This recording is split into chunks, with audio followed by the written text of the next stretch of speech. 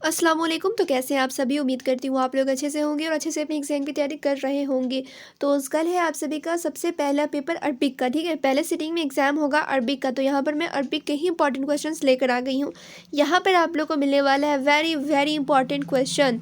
तो चलिए वीडियो को मैं स्टार्ट करती हूँ बिना टाइम वेस्ट किए। उससे पहले वीडियो को लाइक शेयर करते हैं आप लोग। तो यहाँ पर आप लोग देखेंगे अरबिक के इंपॉर्टेंट ऑब्जेक्टिव क्वेश्चन। इस वीडियो में सिर्फ ऑब्जेक्टिव क्वेश्चन आप लोग को मिलेगा, ठीक है। मारूजी सवालात सिर्फ इस वीडियो में मिलेंगे।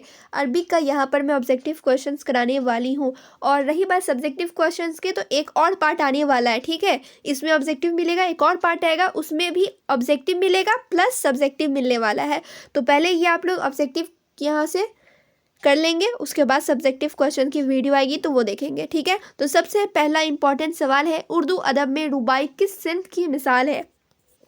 नस्र की, नज़्म की, गज़ल की या फिर कसीदा की? तो नज़्म की है, ठीक है। यहाँ पे हो जाएगा ऑप्शन बी राइट आंसर। यहाँ पे मैं क्वेश्चन बोलूँगी, डायरेक्ट आंसर बोलूँगी, इससे आप लोगों को याद हो जाएगा, ठीक है। ऑप्शन यहाँ पे मैं सारा पढ़ूंगी तो बहुत लोगों को कन्फ्यूज़न होता है, समझ में भी नहीं आता है, इसलिए डायरेक्ट क्वेश्चन उसके बाद डायरेक्ट आंसर उसके बताऊँगी, तो आप लोगों को याद भी हो जाएगा ऐसे। सेकेंड क्वेश्चन है, अफसाना किस किस्म का अदब है? अफसाना किस किस्म का अदब है? तो नस्र का अदब है। यहाँ पे ऑप्शन बी हो जाएगा राइट आंसर।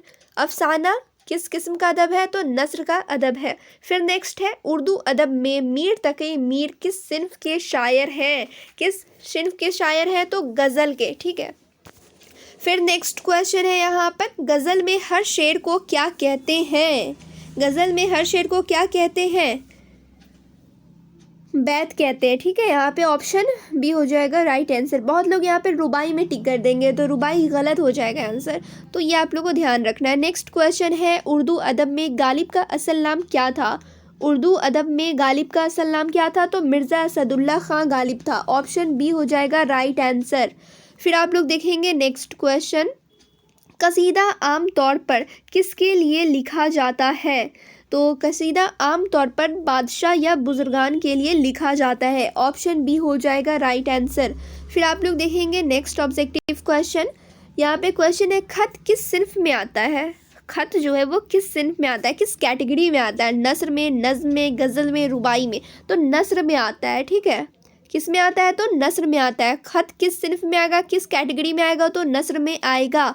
अगर आप लोगों ने वीडियो को लाइक नहीं आया तो कर लेना, ठीक है, और वीडियो को शेयर भी कर लेना, ठीक है। यहाँ पर मैं आप लोगों का ज़्यादा टाइम नहीं लूँगी क्योंकि कल एग्ज़ाम है, आप लोग को ज़्यादा यहाँ पर टाइम वेस्ट नहीं करना है। कुछ मिनट का वीडियो बनाऊंगी जो कि आप लोग के एग्ज़ाम में हेल्प कर सके।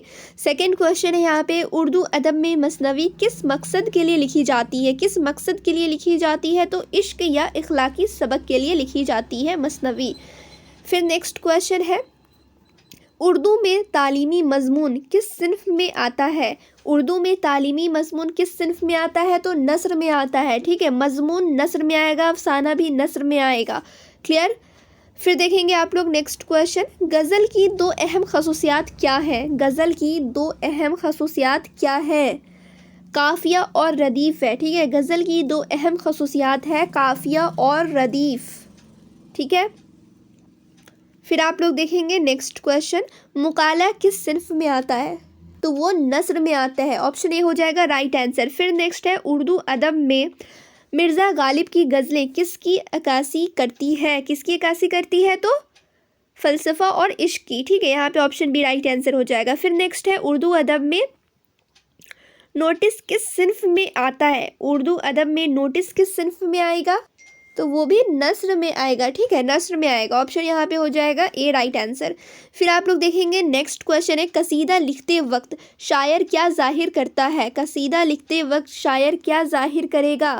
तो कोई भी शायर यही जाहिर करेगा, उसका तारीफ़ करेगा, मुद्दा और तारीफ़। यहाँ पे क्या हो जाएगा? ऑप्शन बी हो जाएगा राइट आंसर। फिर देखेंगे नेक्स्ट क्वेश्चन है, उर्दू अदब में शायरी में वज़न किसके लिए ज़रूरी है?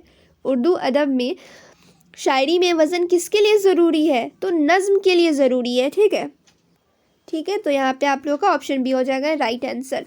तो ये थे इंपॉर्टेंट ऑब्जेक्टिव क्वेश्चन। जैसा कि मैंने स्टार्टिंग में ही कहा है कि कम टाइम में आप लोगों को मैं क्वेश्चंस कराऊंगी ज़्यादा, तो यहाँ पर भी आप लोगों ने देख लिया होगा 10 से 12 तो क्वेश्चन करा ही दी होंगी, ठीक है। और भी ऑब्जेक्टिव क्वेश्चन आप लोग को नेक्स्ट पार्ट में मिलेगा, और ये भी वीडियो बहुत ज़्यादा लंबी तो नहीं थी, और नेक्स्ट पार्ट जो आएगा वो भी ज़्यादा लॉन्ग वीडियो में नहीं लेकर आऊँगी।